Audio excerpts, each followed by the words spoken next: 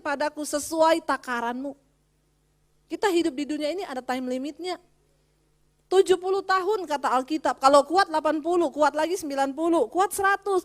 Tapi kebanggaannya sakit, penyakit, dan penderitaan. Terus kita selama hidup kita habiskan terus tuh cari duit, lupa Tuhan, keluarga berantakan, semuanya hancur. Apa sih yang sedang kita cari sementara waktu kita mati, kita nggak bawa satu pun dari apa yang kita dapat di dunia ini, amin. Alkitab berkata, engkau datang telanjang, engkau pun pulang, engkau nggak bawa apa-apa. Jadi jangan tertipu. Ketika engkau hidup dalam dunia ini, apa yang Tuhan mau? Hidup dalam kerajaan Allah. Amin, saudara. Perbaiki setiap hubungan yang rusak dengan anak-anak, suami istri. Jangan jadi Kristen sembarangan. Jadilah Kristen yang punya kualitas iman di hadapan Tuhan. Yang berani berkata tidak kepada dosa.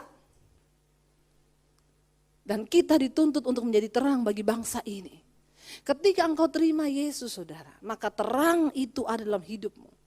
Terang itu akan bersinar. Makanya orang Kristen tolong jadi suratan yang terbuka di luar. Dari semua hal. Dari perkataan kita, dari perbuatan kita, dari cara berpakaian kita. Jadilah Kristen yang benar-benar Kristen. Jangan jadi Kristen sembarangan.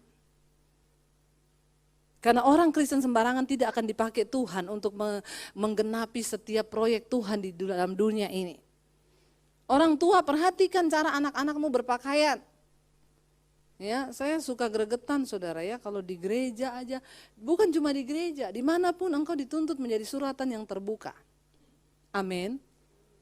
Roh kenajisan menebar kemana-mana. Kenapa? Karena dari cara berpakaian orang Kristen tuh nggak tahu, aduh ya dari mamanya sampai anaknya nggak ingat umur, nggak ingat waktu, nggak ingat ini. Coba tolong, cantik itu bukan berarti seksi. Ya, saya lihat foto orang Kristen tuh di Facebook, pakai bikini, foto diangkat di Instagram. Bajunya itu nggak karuan. Saudara, dari cara berpakaian orang kita bisa nilai orang itu bertobat atau enggak.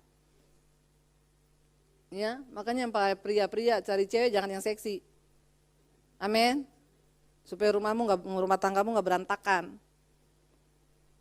Saya komen aja tuh foto ibu-ibu di Facebook udah punya anak, foto kayak begitu diupload, saya bilang gini, cantik sih, tapi lebih cantik lagi kalau pakaiannya terhormat, elegan. Ya, bagaimana saudara mau jadi Kristen begini nih ya? Saya berdoa supaya kita orang tua perhatikan anak-anakmu. Orang tua bertumbuh dalam firman yang benar. Kenapa? Dunia ini sedang lenyap dengan segala keinginannya. Saya tidak menakut-nakuti saudara. Yang namanya akhir zaman sudah di depan mata. Lihat tanda-tandanya. Ya, semua bisa terjadi dalam sekejap. Buka mata kita lebar-lebar. Kita ada di penghujungnya akhir zaman. Ya, semua sekarang udah Saudara tahu ya, kenapa ini sedang mengarah kepada chip nanti.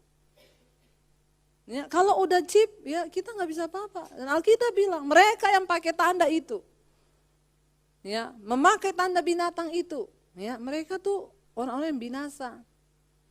Kita sedang ada dalam persiapan pengangkatan. Hanya orang-orang yang kudus yang akan diangkat Tuhan. Karena itu kuduskan hidupmu. Bangun, minta kerajaan sorga penuh dalam rumah tangga kita. Minta kerajaan sorga penuh dalam gereja kita. Supaya kita gak gagal fokus hari-hari ini. Ya, menjelang akhir zaman saudara, orang akan terseret dengan keduniawian. Gak terasa, pelan tapi pasti. Yesus berkata, bertobatlah karena kerajaan Allah itu sudah dekat. Apa itu kerajaan Allah? Kebenaran, damai sejahtera dan sukacita oleh Roh Kudus. 3 hal ini ketika engkau hidupi di dunia ini, engkau memiliki kebahagiaan yang sesungguhnya. Ketika dalam rumah tanggamu, suami istri ada kebenaran, anak-anakmu juga hidup dalam kebenaran, ya maka di situ damai sejahtera. Kalau dalam rumah tanggamu hari-hari ini lebih banyak berantemnya daripada damainya, hati-hati, bukan kerajaan Allah lagi, udah banyak kerajaan setan. Karena dalam dunia ini cuma ada 2 kerajaan. Kerajaan Allah dan kerajaan setan. Kerajaan Allah apa? Kebenaran, damai sejahtera, sukacita. Kerajaan setan apa? Dosa, stres, marah-marah. Kebalikannya. Ayo saudara, jangan sampai waktu-waktu kita yang singkat di dunia ini, kita habiskan cuma hidup bagi kepentingan kita, lalu hidup dalam dosa dan segala macam. Saya percaya kita semua punya time limit hidup di dunia ini. Waktu yang sisa, tidak ada satupun yang tahu. Tapi Tuhan mau satu hal, supaya waktu yang sisa ini kita pakai untuk hidup bagi kepentingan kerajaan Allah. Dalam rumah tanggamu hidup damai, suami istri sayang-sayangan, anak-anak rukun bersama. Ya kadang-kadang, tapi manusia itu saya suka lucu ya lihat manusia itu saudara, nggak tahu apa yang diburu, ya nggak tahu apa yang dipusingkan, sampai hilang tujuan hidupnya kehilangan. Ada ibu yang konseling sama saya, Bu saya ini stres banget sekarang, kenapa?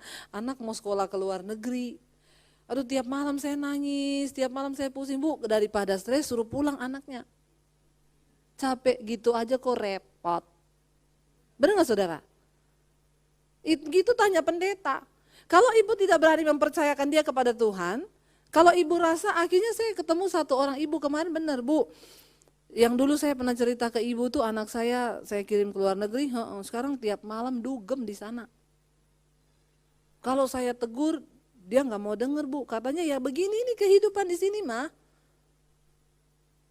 Apa sih yang sedang terjadi dengan hidup kita ini di dunia ini? Ya, kenapa harus sampai begitu? Ya soalnya Bu kalau nggak sekolah ke luar negeri, semua juga orang-orang di sini anaknya sekolah ke luar negeri. Fokus kita nih lagi apa? Fokus kita nih lagi apa yang kita cari di dunia ini? Sampai akhirnya kehilangan hubungan, dia stres di sini mikirin anak, anaknya di sana dugem. Nanti pulang mungkin sudah tidak beriman lagi, ya, udah ikut New Age movement. Nggak ada yang tahu, tapi apa sih yang sedang dicari manusia di dunia ini saudara? Saya tuh suka lucu dan ketawa. Lihat orang makin kaya bukan makin pintar tapi makin apa ya? Bingung saya. Iya Bu, ya udah daripada ibu ini pulang. Yang penting itu imannya. Tidak ada satupun yang akan kita bawa nanti mati. Dan setiap kita ini punya batasan waktu hidup di dunia ini, jadi jangan lupa diri. Amin. Ketika engkau masih diberikan batasan waktu hidup di dunia, ingat Tuhan. Ingat Tuhan, belajar bersyukur dari setiap keadaan hidupmu hari ini. Karena tidak ada alasan untuk kita tidak bersyukur. Jangan cuma karena ada masalah kecil, terus kita lupa Tuhan. Kita melupakan perkara-perkara kecil yang sebenarnya itu mujizat besar. Maaf saya mau tanya, berapa banyak di antara saudara yang masih mengucap syukur kalau engkau ke toilet bangun pagi, engkau masih bisa buang air kecil? Berapa yang berkata Tuhan, terima kasih. Saya masih bisa buang air kecil itu anugerah. Amin saudara. Berapa banyak kita yang bersyukur waktu kita buang air besar. Tuhan terima kasih. Karena ada banyak orang yang terbaring di rumah sakit dan mereka tidak bisa lagi melakukan hal-hal itu. Sering kita cuma lihat perkara yang besar-besar sampai kita nih stres melupakan Tuhan. Saya kemarin baru ketemu satu orang bapak, stres banget mau persekutuan, saya lihat di bapak mukanya kok stres banget, nggak ada kerajaan Allah. Ya, lalu saya khotbah tentang penderitaan, saya khotbah tentang persoalan. Ya, Alkitab bilang pencobaan-pencobaan yang kamu alami di dunia ini adalah pencobaan-pencobaan biasa yang tidak melampaui batas kekuatanmu sebagai manusia. Berbahagialah orang yang bertahan dalam pencobaan, karena ketika dia sudah tahan uji, dia akan terima mahkota kehidupan. Ya, di dalam Yakobus dikatakan saudara, pengujian dan pencobaan. Pencobaan yang terjadi dalam hidup kita ini ada dua, ada yang memang ujian, ada yang karena godaan. Nah, kita harus bisa bedakan nih di sini. Yang Tuhan bilang berbahagialah itu orang yang diuji. Karena dia benar, diizinkan diuji. Tapi godaan, kita terjatuh dalam persoalan karena godaan, ini kita perlu bertobat. Amin. Tapi percayalah semua yang terjadi itu diizinkan Tuhan. Saya tadi pagi saksikan, kemarin saya pelayanan di satu Natal ketemu sama satu orang ibu. Waktu itu dia cerita sama saya, Bu Debi, saya juga punya kesaksian cukup luar biasa. Papa saya itu Kristen Bu dulu, bahkan sudah terlibat dalam pelayanan. Terus kepahitan sama pendeta. Saudara jangan kepahitan sama pendeta, saudara rugi kalau kepahitan sama pendeta, amin. Sama pendeta itu manis-manis aja, amin. Pendeta khotbah tersinggung, kepahitan, gak mau ke gereja, capek deh. Kita ini tugasnya di sini cuma beritakan firman. Anda mau dengar, Anda bertobat, Anda yang selamat, bukan saya yang selamat. Saya memang udah selamat, amin. Ya, Alkitab berkata firman Tuhan itu tujuannya apa? Menegur, menasehati, mengingatkan, merubah kelakuan. Jadi kalau ada pendeta khotbah nggak usah terlalu ini mesti singgung-singgung saya. Kalau Anda tersinggung, puji Tuhan, berarti masih peka. Nah kalau nggak tersinggung itu yang saya bingung. Harus baptis lagi, agak lama rendamnya. Ya mungkin dulu kurang lama. Jadi saudara dia bilang, bapaknya kepahitan sama pendeta. Kepahitan sama pendeta, marahnya ke Tuhan, gak mau ke gereja. Berpuluh-puluh tahun gak mau ke gereja. Tapi untung loh kita tuh punya Tuhan yang baik. Kenapa? Karena tujuan Tuhan, hati Tuhan, tidak ada seorang pun manusia yang binasa. Tetapi semuanya beroleh hidup yang kekal. Itu tujuan Tuhan. Tapi tujuan setan supaya semua binasa. Jadi Tuhan sama setan ini bertolak belakang. Lalu dia bilang satu saat, Bu, adik saya yang bungsu, kesayangan papa saya, kecelakaan motor, tabrakan. Waktu tabrakan, separuh dari cairan otaknya keluar. Jadi waktu dibawa ke rumah sakit, dokter bilang, maaf, ya, ini pasti mati.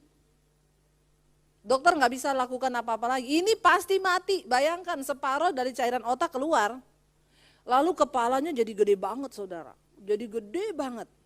Sebulan di ICU dibiarin aja, nggak ada dokter yang tangani. Karena dokter bilang ini mesti mati, cuma tinggal bertahan aja. Dokter yang tangani dia tiba-tiba ke Jerman, ya, dan udah memang nggak ada yang tangani. Dia cuman suster datang, lihat ganti apa, karena masih ada napas. Nggak boleh dibunuh. Karena dibilang ya memang mati pasti. Setiap hari anaknya perempuan ini bilang, Pak kita ke rumah sakit ya, doa. Bapak jangan marah sama Tuhan. Hari ini dokter udah bilang dia mati. Kita cuma tinggal punya berharap mujizat Tuhan. Tiap hari ke rumah sakit, ngapain? Doa Bapa kami. Saudara, doa Bapa kami itu adalah doa yang paling sempurna yang diajarkan Tuhan Yesus. Maka Tuhan Yesus bilang, kalau engkau berdoa, berdoalah demikian. Saudara boleh doa apa aja, setelah itu selalu tutup dengan doa Bapa kami. Setiap hari saya mengucapkan doa Bapa kami.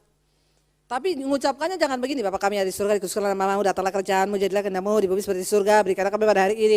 Ya orang Kristen tuh banyak yang berdoa cuma karena hafalan. Sekalipun kita udah hafal, ucapkan dengan iman dan itu mendatangkan kuasa. Saudara berdoa, Bapa kami yang ada di surga, dikuduskanlah namamu, datanglah kerajaanmu, jadilah kehendakmu di bumi seperti di surga. Kalau engkau berdoa dengan iman, saya mau bilang setan gemetar. Bayangkan Anda sedang meminta kerajaan Allah turun dalam hidupmu. Kehendak Bapa jadi dalam rumah tanggamu, dalam anak-anakmu. Bukankah itu luar biasa sekali? Di bumi seperti di sorga. Berikanlah kami pada hari ini makanan kami yang secukupnya. Selalu ketika saya berdoa, doa Bapa kami. Doa ini mengajarkan kita tidak jadi manusia yang tamak. Seringkali makanan kita masih cukup untuk 10 tahun, tapi kita udah gak bisa bersyukur. Saya ketemu orang kaya, Bu, saya sama istri udah stres. Udah gak bisa tersenyum, udah gak bisa ngapa-ngapa. Kenapa? Keadaan ekonomi sulit. Semua lagi ngeluh, bukan cuma orang kaya. Kaya aja ngeluh, apalagi yang miskin. Tapi jangan salah, kadang-kadang miskin udah gak ngeluh, karena udah terbiasa. Kayak saya ini, saya gak pernah tahu loh ini lagi krisis atau enggak. Karena saya udah terbiasa memang hidup dengan iman, jadi enak. Amin. Ya, hidup pas-pasan tuh enak, pas mau beli, pas ada. Kalau nggak ada ya nggak pengen beli. Memang nggak ada mau ngapain? Benar nggak saudara? Makanya saudara, semua tuh Tuhan izinkan ketika engkau lagi punya harta, bijaksanalah gunakan hartamu. Jangan habiskan untuk kepentingan dan hawa nafsumu. Tabur di ladang Tuhan, tabur untuk orang-orang yang membutuhkan. Tanya sama Tuhan, untuk apa harta sebanyak ini di tangan saya Tuhan? Supaya jangan itu menjebak saudara dan Anda masuk kepada kebinasaan. Saya selalu kalau khotbah ingatin orang kaya, tolong orang kaya jangan benci kepada saya. Karena saya ini hanya melakukan firman. Kenapa saya concern khotbahin orang kaya? Saudara tahu di Alkitab dikatakan begini, hai pengkhotbah, ingatkanlah sungguh-sungguh kepada orang-orang kaya yang ada di dunia ini. Ingatkanlah mereka supaya mereka berhati-hati karena orang kaya itu susah masuk surga. Makanya saya tuh kalau khotbah selalu ada orang kayanya. Jadi jangan marah kepada saya. Amin. Kalau gereja-gereja yang kebanyakan orang kaya, ntar saya di blacklist. Gak usah undang Bu Debi, kenapa? Orang kayanya pada tersinggung. Aduh saudara, Alkitab berkata, kalau firman yang diberikan kan tertutup, itu tertutup bagi mereka yang akan binasa. Kenapa saya konsen kepada orang kaya? Karena Anda berada di tempat yang licin, kata firman Tuhan. Kalau pendeta udah gak berani ingetin Anda, terus siapa yang mau ingetin saudara? Amin. Bener gak? Kenapa orang kaya susah masuk surga? Gak ada yang bisa ingetin. Dia pulang di rumah, pembantunya malam Pak. Dia ke kantor, satpamnya malam Pak. Pegawainya, iya Pak. Masa ketemu pendeta lagi? Iya Pak. Kan kebangetan, bener gak saudara? Ada yang harus menegur saudara, supaya saudara tuh tahu, oh ini kebenaran. Ya, bersyukur kalau ada hamba-hamba Tuhan yang masih belum bisa dibeli dengan uang. Karena sekarang juga banyak akhirnya kompromi. Gak apa-apa lah Pak, dugem dulu yuk kita. Ikut nih pendeta dugem. Kalau garam itu udah jadi tawar, untuk apa lagi dia? Gak ada gunanya, harus dibuang. Kata Yesus. Saudara hati-hati ya, kekayaan itu menipu. Ini pada ngeluh semua. Saya tanya sama bapak ibu itu, lah terus bapak ibu juga kena dampaknya. Iya Bu, kaya banget nih orang saudara. Terus iya makanya kita nih stres banget, benar-benar udah gak bisa gini-gini. Saya bilang kenapa Bu? Benar-benar udah gak ada duit, ya duit sih masih ada ya Bu. Di Singapura kita masih ada tabungan 20 M. Haleluya ya, itu di Singapura 20 M, saya gak tanya yang ada di Indonesia. Saya lihat orang begini ini kasihan loh. Ya, kasihan. Udah kehilangan damai sejahtera, kehilangan kerajaan Allah. Cuma karena omsetnya biasanya segunung, ini cuma sebukit. Tapi sebenarnya masih untung, saya tanya, tapi kerjaannya masih untung kan? Ya masih, tapi gak sebanyak dulu. Capek deh. Ya, orang-orang makanya Tuhan bilang ingatkan, ingatkan, ingatkan. Kadang-kadang orang makin kaya makin takut. Saya berdoa saudara di tempat ini Anda diberkati Tuhan jadi kaya, tapi Anda semakin cinta Tuhan, semakin rohani. Amin. Ya. Alkitab berkata Yesus datang ke dalam dunia membawa kerajaan Allah, kebenaran, damai sejahtera dan sukacita oleh Roh Kudus. Akhirnya saudara bapaknya itu tiap hari dengar, udah gak ada cara kan, doa sama anaknya yang perempuan ke rumah sakit, cuman doa Bapa kami sambil nangis, Bapa kami yang ada di sorga. Dia gak tahu sampai berapa ribu kali dia doa. Singkat cerita, anak ini 1 bulan di ICU, tiba-tiba bangun dan sampai sekarang hidup normal. Tepuk tangan buat Tuhan Yesus.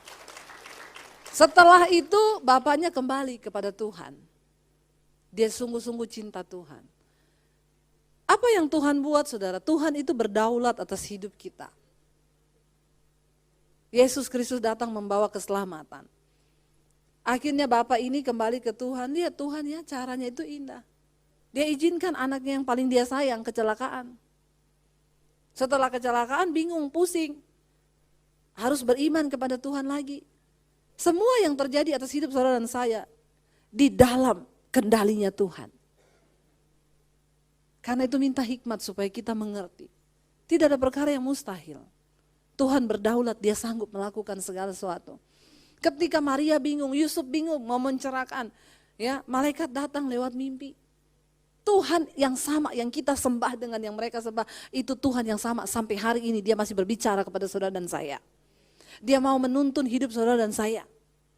Kemarin ada pengusaha bilang sama saya, itu loh Bu, yang saya bingung itu loh. Gimana ya supaya kita bisa pasti dapat tuntunan Tuhan. Saya tanya dalam hal apa dulu Pak? Ya dalam hal bisnis. Ini orang main judi sama Tuhan. Dia cuma mau minta tuntunan Tuhan dalam hal bisnisnya. Saya bilang Bapak gak bisa, Tuhan itu tidak bisa direkayasa. Bagaimana kita bisa punya kepekaan dengan Tuhan? Bangun hubungan yang intim dengan Tuhan. Bukan karena bisnis, bukan karena uang, karena kita perlu Tuhan secara pribadi. Karena kita menyadari bahwa tanpa Tuhan kita nggak bisa buat apa-apa. Jangan cuma kalau ada bisnis mau dekat sama Tuhan. Ya, nanti kalau udah enggak, saudara, kita belajar mencintai Tuhan tanpa syarat. Roh Kudus yang memberikan itu kepada saya, dan ini tidak bisa dijelaskan secara manusia. Nggak bisa dijelaskan, saudara.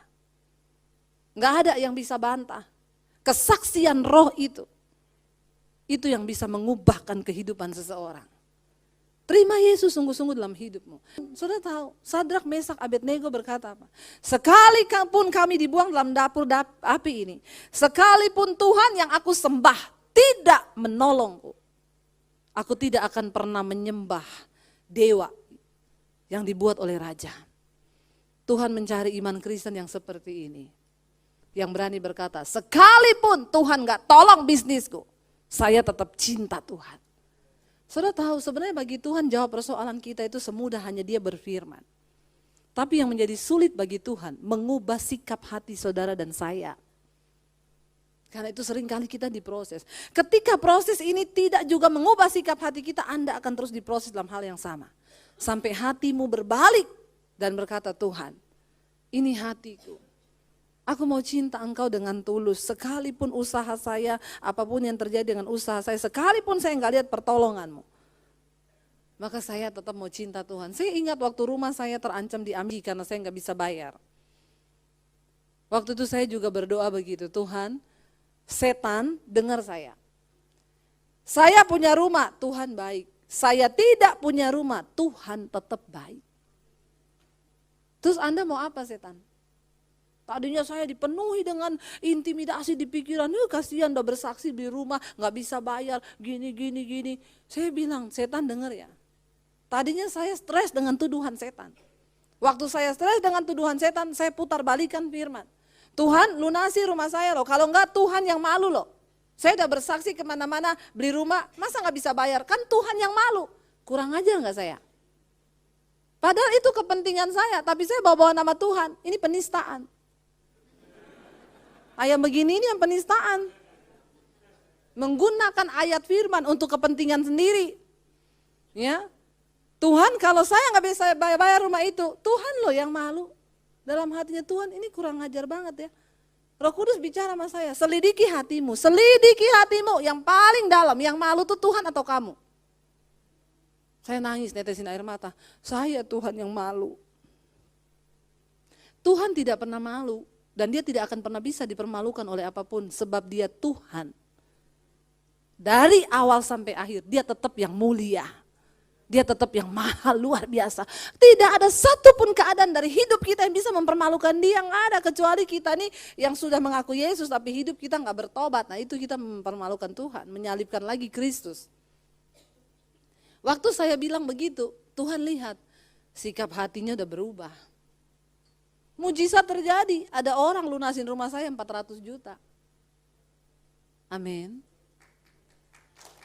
Saudara, apa yang tidak, waktu saya udah gak minta lagi, waktu saya udah pasrah, saya udah bilang saya punya rumah Tuhan baik, gak punya rumah Tuhan tetap baik. Terus lu mau apa setan? Nyanyi aja saya, tiap hari nyanyi, udah gak mau stres. Tuhan bekerja loh. Sebenarnya tujuannya, Dia cuma pengen hati kita berbalik. Karena Tuhan berkata, kalau hatimu berbalik dari yang jahat kepada yang benar, Tuhan bilang, aku akan pulihkan keadaanmu. Aku akan pulihkan. Saudara, hari ini, mari sungguh-sungguh maknai Natal dalam hidup kita. Saya undang para pemain musik. Bilang pada Tuhan, Natal itu adalah ketika kerajaan Allah hadir dalam hidup kita. Dalam keluarga kita, dalam rumah tangga kita, dalam bisnis kita, dalam gereja kita. Dimanapun kita pergi, kita memberitakan tentang kerajaan Allah itu. Hari ini yang stres, saya berdoa tidak stres lagi. Pulang dengan sukacita, amin. Pegang baik-baik kerajaan Allah itu, ini gak bisa dibeli dengan uang. Mari bangkit berdiri.